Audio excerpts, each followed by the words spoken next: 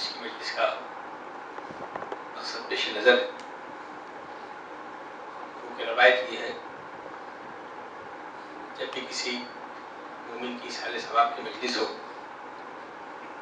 ہم ذکر اس مومن کا نہیں کرتے بلکہ امیر المومنین کا ذکر کرتے ہیں۔ جتنی دیر تک آپ میرا ساتھ دیں گے ختم کر دوں گا کہ اب ذاکرین کے ساتھ ساتھ سامعین بھی تھکنے لگے ہیں اور مجلسوں کی وہ روایت جو سہارا دینے والی ہے وہ طرف کا ختم ہوتے جا رہے ہیں، لیکن مولا علی کا سہارا اتنا بڑا سہارا ہے کہ اسی کے سہارے یہ مجلس پڑھی جائے گی۔ تو آواز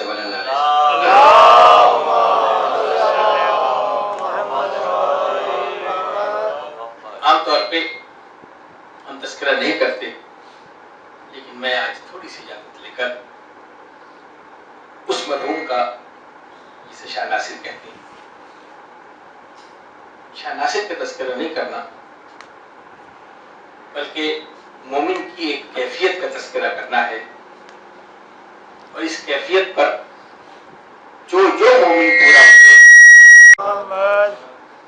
اسی بلند آواز سے اگر آپ اللہم صلی علی محمد وآل محمد، اس کیفیت کا تذکرہ کرنا ہے جو اس پہ پورا اترے وہ اس تذکرے میں شامل ہوگا، اور وہ کیفیت ہے کہ جب مومن علی کی محبت میں ڈوب جائے تو پھر اس کی کیا کیفیت ہوتی ہے۔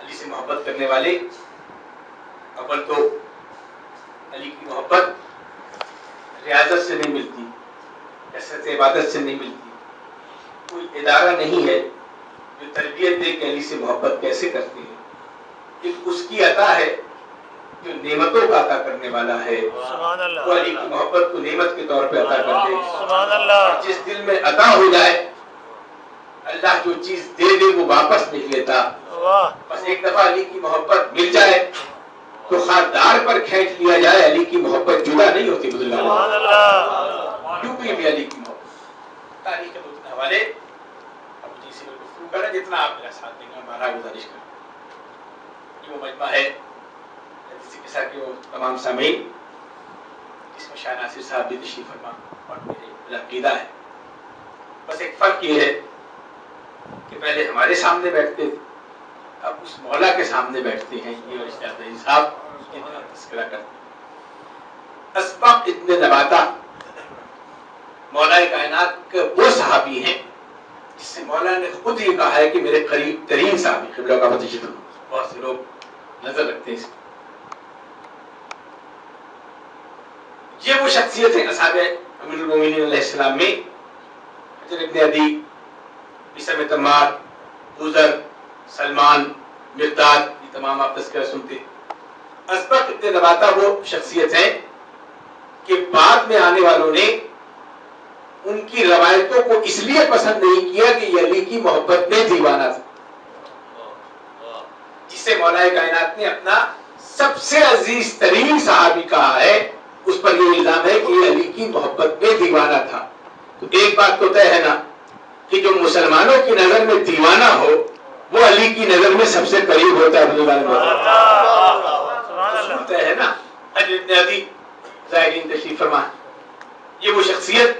دیکھیے شاید میں موضوع کو سمیٹ میں تھوڑا سا وقت اور لے لوں کہ کسی کو یہ کہنا یہ تو علی کی محبت میں دیوانہ ہے، عام دیوانے میں اور علی کی محبت کے دیوانے میں فرق ہے۔ عام دیوانے کو آپ بھی دیوانہ کہتے ہیں، دنیا بھی دیوانہ کہتے ہیں، لیکن علی کی محبت میں ڈوبے ہوئے کو دنیا دیوانہ کہتی ہے، ہم بہلول دانا کہتے ہیں۔ ہے نا تاریخ کی ساری وہ بہلول دانا جو دانا کے نام سے مشہور، کوئی پہچان نہیں ہے سوائے یہ کہ وہ علی کی محبت میں غرق ہے، اور یہ علی کی محبت طاقت کتنی دیتی ہے۔ عباسی دور حکومت اور تنہا بہلول دیوانہ، جسے اہل سنت اور جو باقی لوگ ہیں ان کو دیوانہ کہتے ہیں، جو عباس کے لوگ، لیکن امام نے اس کا نام بہلول دانا رکھا اس لیے کہ اس کی ایک ایک جملے میں دانائی کی وہ موتی پروئے تھے جو زائرین ہیں، شاہ ناصر صاحب اس میں شامل تھے۔ جب آپ پہلی دفعہ کربلا گئے تھے بہت کم لوگوں کو معلوم ہے کہ بغداد میں بہلول دانا کا مزار ہے. جب پہلے 34 سے 35 افراد ہم ساتھ گئے تھے, جب بہلول دانا کے مزار پہ گئے تو اس کے بالکل سامنے دیوار پر ایک گرمکھی میں لکھی ہوئی تختی لگی ہوئی. میں اور منتظر بھائی ہم نے پوچھنا شروع کیا کہ یہ تختی کس چیز کی. نوجوانوں کے لیے ایک بہت گوشہ ہے. کہنے لگے آپ پاکستان سے آئے؟ ہم نے کہا ہاں. کہنے لگے یہ وہ جگہ ہے جہاں پر گرو نانک نے 40 سال تک چلا کاٹا تھا. بزرگان محترم دیکھیے, آپ اختلاف تو نہیں کر سکتے, تاریخ چپ رہنے کا مقصد یہ ہے کہ آپ ماننا نہیں چاہتے بزرگان محترم, لیکن یہ تاریخ کہ وہ گرو نانک جس نے 40 سال بہلول دانا کی خدمت کی ہے, وہ جا کے ایک مرکز ہدایت بنا اپنے طبقے کے لیے. یہ وہ لوگ ہیں جنہوں نے علی سے کسب فیض کیا, اور یہ بہلول دانا کی بات کہیں سے بھی نکل جائے گی. امام موسیٰ کاظم علیہ السلام بابا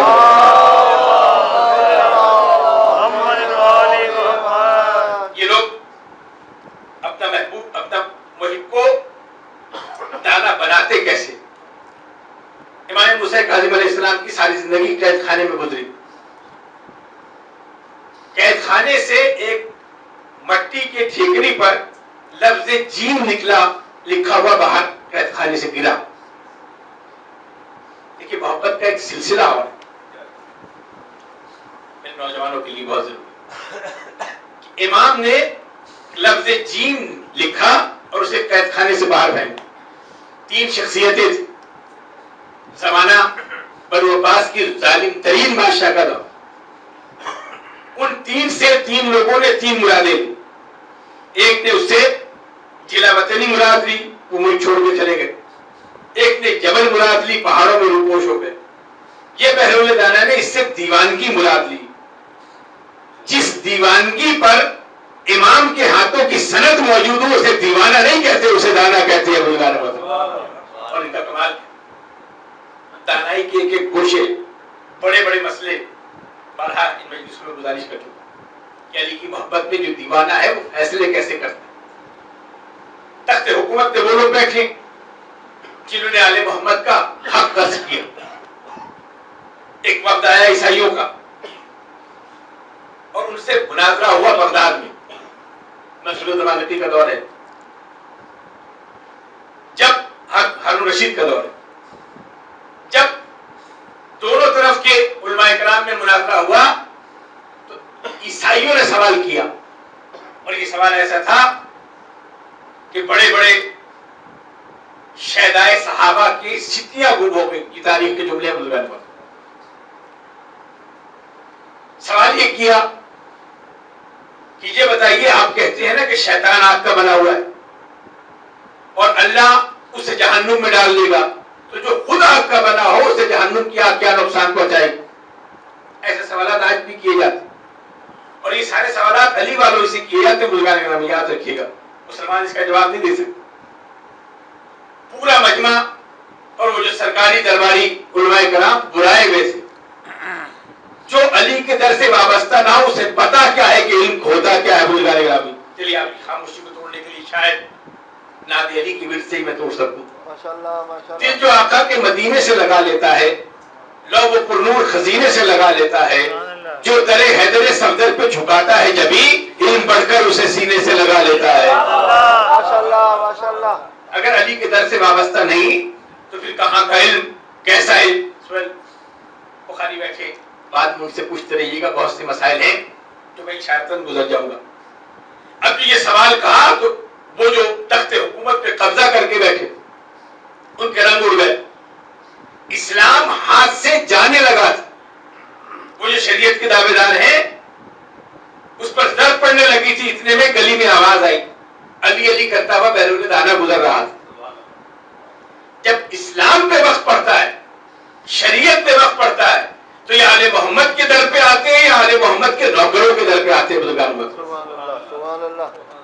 بہلول دانا کو بلایا, وہ دیوانگی کی کیفیت کے بال بکھرے ہوئے ہیں اور مٹی کے ڈلے جیب میں رکھے ہوئے. جو بچے تنگ کرتے ہیں ان کو مارنے کے لیے, یا ان کو ایک انداز ہے, ایک اختیار کیا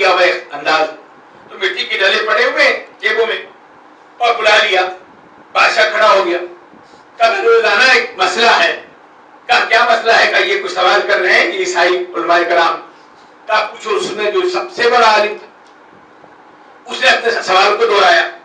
इधर सवाल खत्म हुआ, उधर बहलोल राणा ने जेब से मट्टी का डला निकाला और ताक कर उसकी कनपटी पे मारा। उसने चीखना शुरू कर दिया। कहा चीखता किस लिए?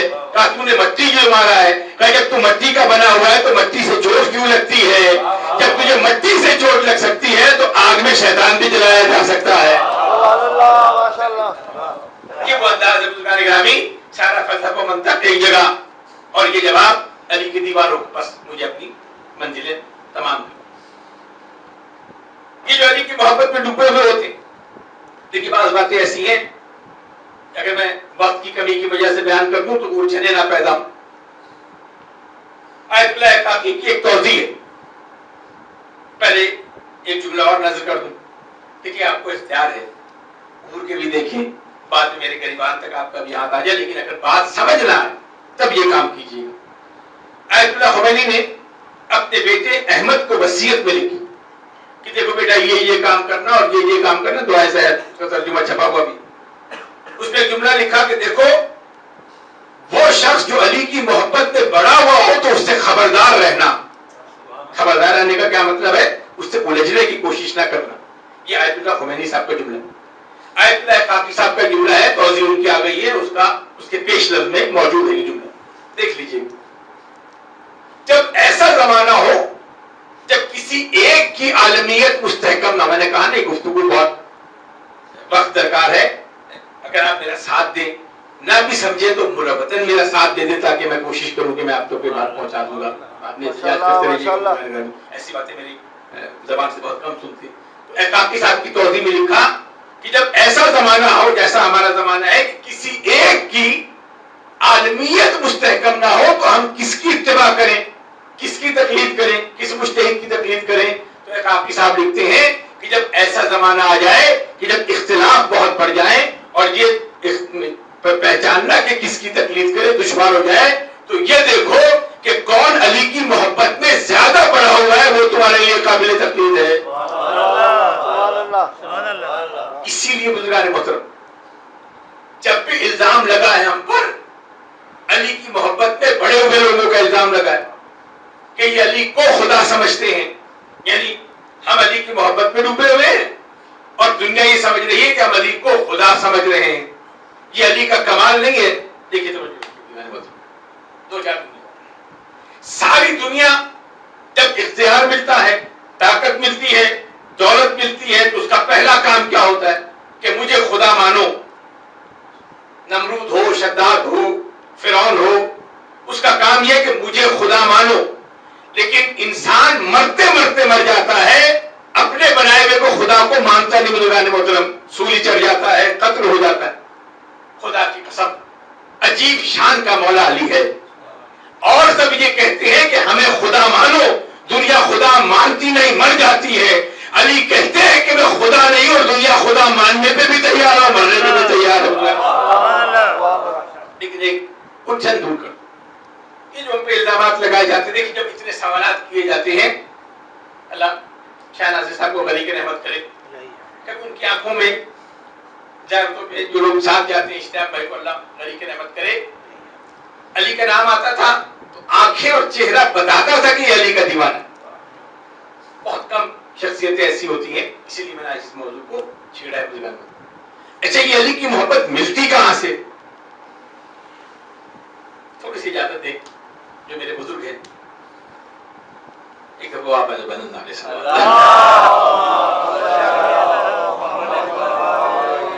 चलिए एक रवायत का सहारा लेकर, और मुस्तरद रवायत है कौकब दुर्री। चलिए अगर जीनाइन वाले कौकब दुर्री के बारे में कहीं शक की मुब्तला है, खासतौर पर जीनाइन वालों से बात कर रहा हूं, तो मैं और भी हवाले दे देता हूं। मुस्तनद अहले सुन्नत की एक रवायत कि जब सहाबा के बच्चे 2 साल के होते थे तो वो रसूल की खिदमत में लेकर हाजिर होते। देखिए इस पर गर्दन जरूर हिला दीजिए माशाअल्लाह, मैं पूरी जिम्मेदारी से रिकॉर्ड।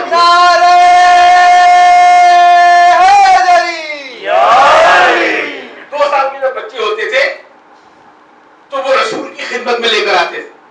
क्या ये बस मेरी हालत में चले और जिस अदब और इहतराम के साथ आते हूँ। अब मुत्तफिक अलैह रवायत पढ़ना اہل سنت کی تمام کتابوں میں آپ کو مل جائے گا۔ جب وہ سامنے آتا تھا بچہ تو رسول کیا کرتے تھے؟ اس سے علی کا نام لیتے تھے۔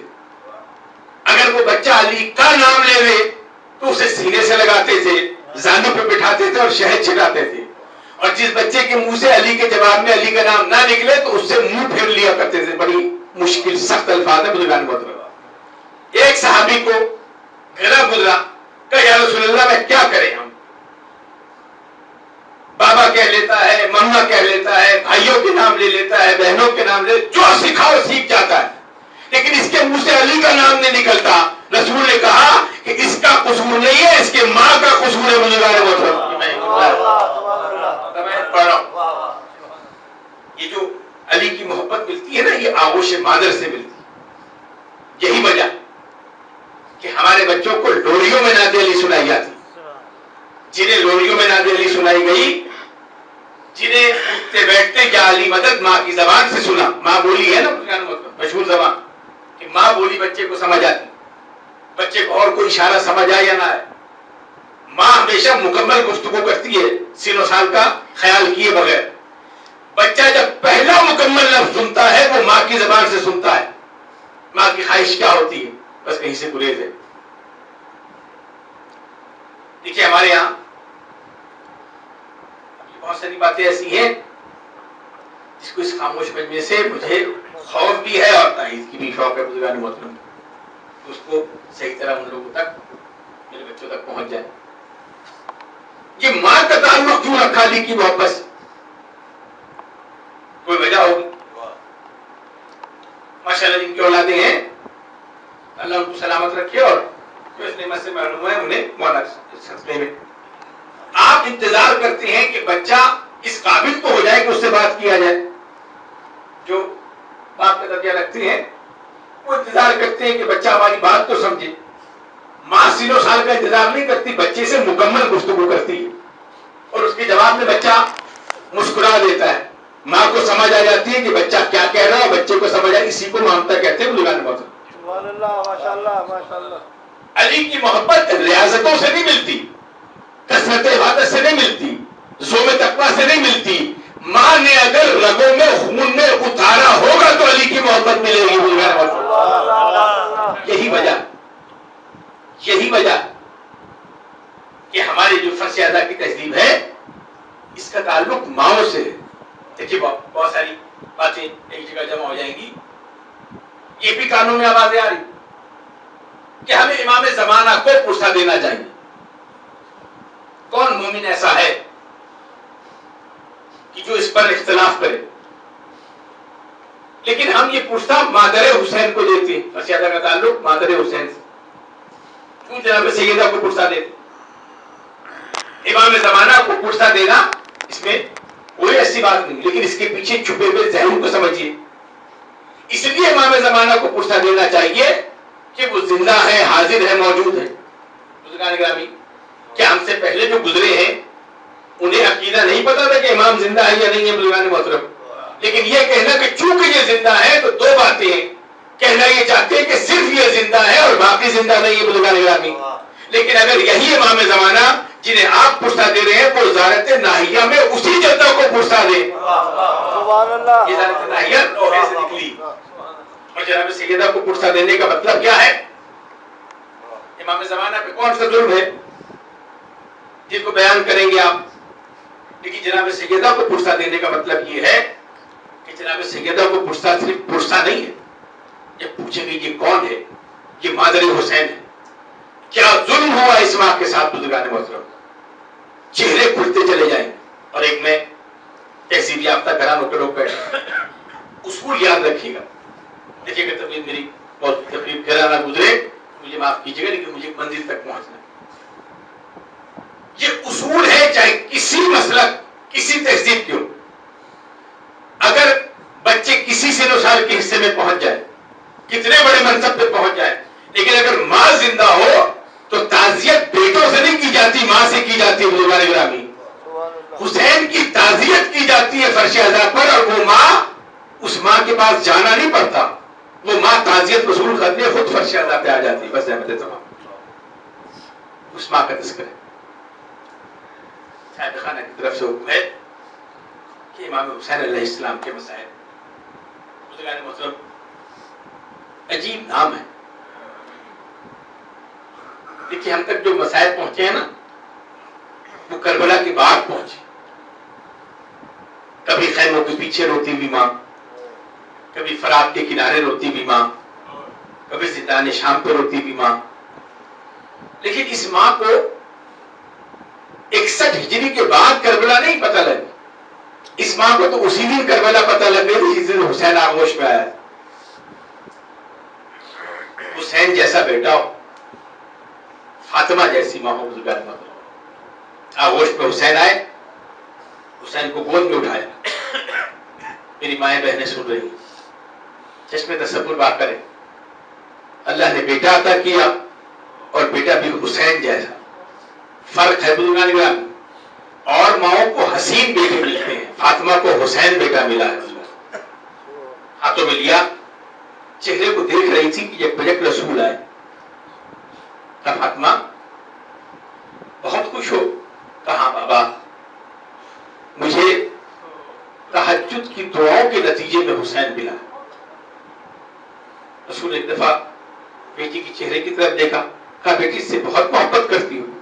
کہا بابا دل کھینچا جاتا ہے, یہ بچہ دنیا میں آنے سے پہلے مجھ سے باتیں کرتا تھا.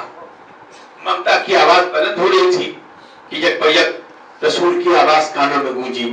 وہ جو آیات الہی کی صورتوں میں آواز مجھے گونجتی تھی نا, وہ کہا فاطمہ بیٹی اس سے زیادہ محبت نہ کرو, یہ بھوکا پیاسا دریا کے کنارے مارا جائے گا, فرات کے کنارے مارا جائے گا. جب یہ جملہ سنا نا کہ بھوکا پیاسا 3 دن کا فرات کے کنارے مارا جائے گا, ایک دفعہ ممتا کا چہرہ بدل گیا. کہا بابا اس کا قصور کیا ہوگا؟ ایک جملہ ہے بزرگان گرامی, مائیں اس کو سمجھ رہی ہوں گی. خدا چھوڑی آواز رکھے, خدا ماؤں کی کلیجے ٹھنڈے رکھے.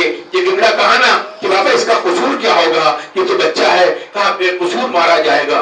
ممتا کی دکھ میں اور اضافہ ہوا کہ بے قصور مارا جائے گا. دیکھیے یہ روایت موجود ہے بزرگان گرامی. اس وقت اس بیوی نے سوال کیا کیا, ماں کا تعلق کیا ہوتا تھا؟ ماں کا تعلق رونے سے ہے نا, ماں کا تعلق گریا سے ہے. کیا پوچھا؟ کہا بابا یہ بتائیے آپ جو کہہ رہے ہیں یقیناً اس میں کوئی کمی تو نہیں ہوگی, صادق و امین ہے, اللہ کے رسول ہے, یہ میرا حسین مارا جائے گا دریا کے کنارے, فرات کے کنارے 3 دن کا بھوکا پیاسا مارا جائے گا, اس کا کوئی قصور بھی نہیں ہوگا. میں ساختہ ممتا بیدار ہوئی. کہا بابا بس اتنا بتا دیجئے جب میرا حسین مارا جائے گا تو آپ تو ہوں گے نا اس وقت رونے کے لیے؟ کہا نہیں میں نہیں ہوں گا. کہا اس کے بابا علی تو ہوں گے نا. اب ماں کا دیکھیں ممتا بھرا سوال ہے, ماں کا تقاضا کیا ہے, میرے بچے کو رونے والا کون ہوگا؟ ابھی کربلا بابا نہیں ہوئی ہے, بابا آپ ہوں گے. کہا نہیں. کہا بابا علی ہوں گے. اچھا اس کا بھیا حسن تو ہوگا رونے کے لیے. ایک ماں سہارا ڈھونڈ رہی ہے, یہ تو طے ہے نا کہ ماں تو روئے گی. جب کہا حسن بھی نہیں ہوں گے تو پھر ایک دفعہ بے چین ہو کے کہا اچھا بابا پھر میں دکھیا ماں تو زندہ ہوں گے رونے کے لیے. کہا فاطمہ تم بھی زندہ نہیں ہوگی. بس یہ جملہ سنا, ایک دفعہ آنسوؤں کی قطار بہی اور کہا بابا بس اتنا بتا دیں میرے حسین کو رونے والا کون ہوگا؟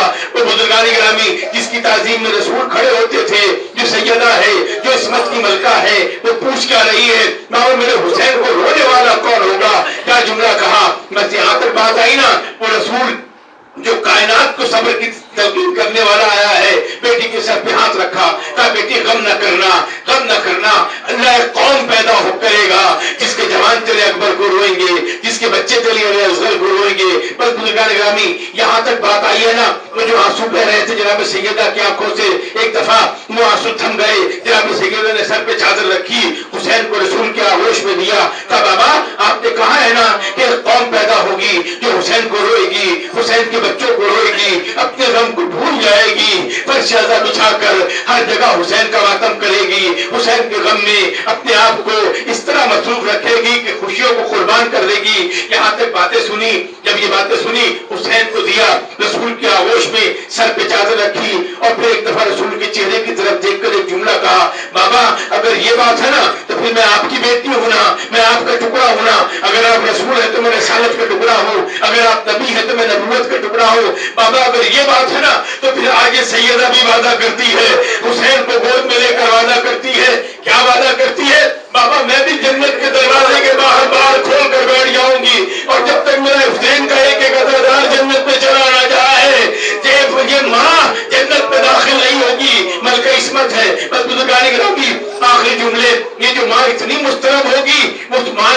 قافلے کو کس کس طرح سے دیکھا ہوگا. ایک مقام پر جب قافلہ چلا ہے نا 28 رجب کو کربلا سے قریب پہ منزل پہ ٹھہرا تھا, رات کا وقت آیا, رات ڈھلی, ایک دفعہ حسین بہن کے خیمے میں آئے, بہن کھڑی ہو گئی, بھیا حسین آج یہ اعزاز بخشا ہے. کہا میں سوچا کیا وہ تم سے مل لے, کچھ باتیں کر لے. جب آئے حسین کہا بھیا بیٹھ جاؤ, کرسی رکھی. کہا بھیا ایک سوال کا جواب پوچھنا چاہتی ہوں. کہا پوچھو کیا بات ہے.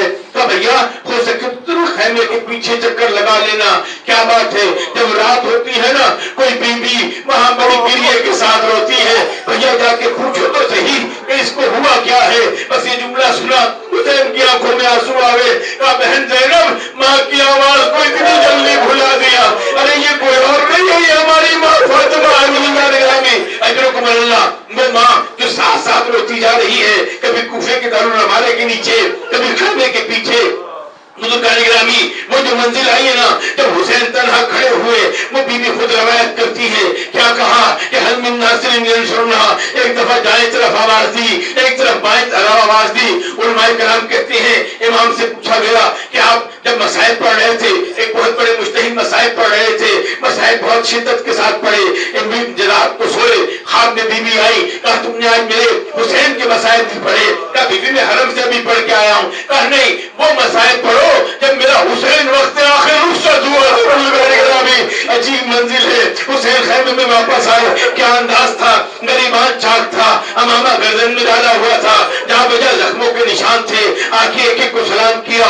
زینب میرا سلام آخر ہو, ام کلثوم میرا سلام آخر ہو, سکینہ میرا سلام آخر ہو, اے میری اماں کی کنیز فضا میرا سلام آخر ہو. جب سب کو سلام آخر کر چکے, خیال آیا کہ غشی میں وہ بیٹا پڑا ہوا ہے جسے بعد میں امامت کا منصب سنبھالنا ہے. بزرگان گرامی عجیب منظر ہے, ساری رات روتے رہیں گے. حسین خاموشی سے وہاں پہنچے اس خیمے میں جہاں سید سجاد سو رہے تھے, دیکھا غشی کے عالم میں ہے.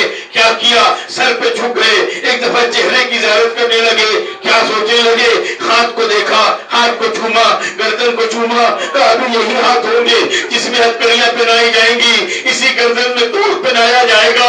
یہ سوچ کر آنکھوں سے آنسو جاری ہوئے. آنسو جو سید سجاد کے چہرے پر گرے تو غش سے آنکھیں کھولی. اب جو آنکھیں کھولی تو منظر کیا دیکھا, باپ سر پہ جھکا ہوا ہے, گریبان چاک ہے, بال بکھرے ہوئے ہیں, جہاں بجا زخموں کے نشان ہے. ایک دفعہ پوچھا بابا یہ آپ کو کیا ہوا ہے, میرا عباس کہاں ہے, میرا علی اکبر کہاں ہے. امام نے سینے پہ ہاتھ رکھا, کہا بس بیٹا سید سجاد اب مردوں میں یا تم باقی ہو یا میں باقی ہوں, میں بھی وقت آخر تم سے اجازت لینے کے لیے آیا ہوں. سید سجاد پہ غشی کا دورہ پڑا. حسین میدان کربلا میں پہنچے. بزرگان گرامی کب سید سجاد نے آنکھیں کھولی جب زمین کربلا پہ زلزلہ آیا. ایک دفعہ زینب تیرے خیموں پر آئی, کہے شبر میرے بھائی کو شبر نہ کرو. کیا دیکھا, ایک بی بی ہاتھ پھیلائے ہوئے ہے, آ میرے حسین میری آغوش اللہ لعنت اللہ القبض البارلہ. لیکن آسمان کے واسطہ ہماری سے عبادت کو قبول فرما.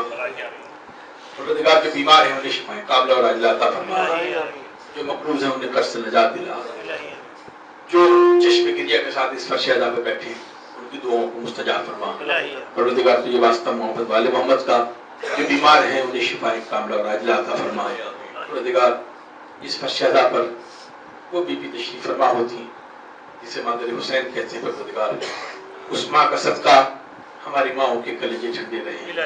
جو عزادار جہاں جہاں عزاداری کر رہے ہیں پروردگار انہیں چادر زہرا کے سائے میں رکھ. پروردگار گھروں پر نعمتوں اور رحمتوں سے بردے جہاں فرش عطا حسینی بچتی ہے.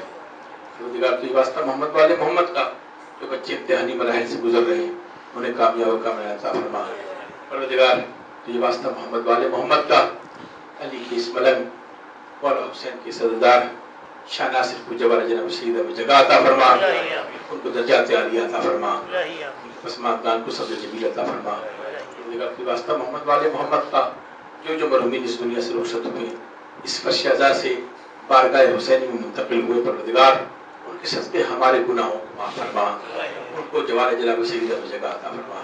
ایک دفعہ سورہ الحم اور 3 دفعہ سورہ اخلاص شاہ ناصر مرحوم اور جو جملہ مرحومین کی فہرست دی ہے انہوں نے, تمام پروردگار جوار جناب سیدہ میں جگہ عطا فرما. اور جو بیمار ہیں انہیں صحت کاملہ عاجلہ عطا فرما. ایک دفعہ سورہ الحمد اور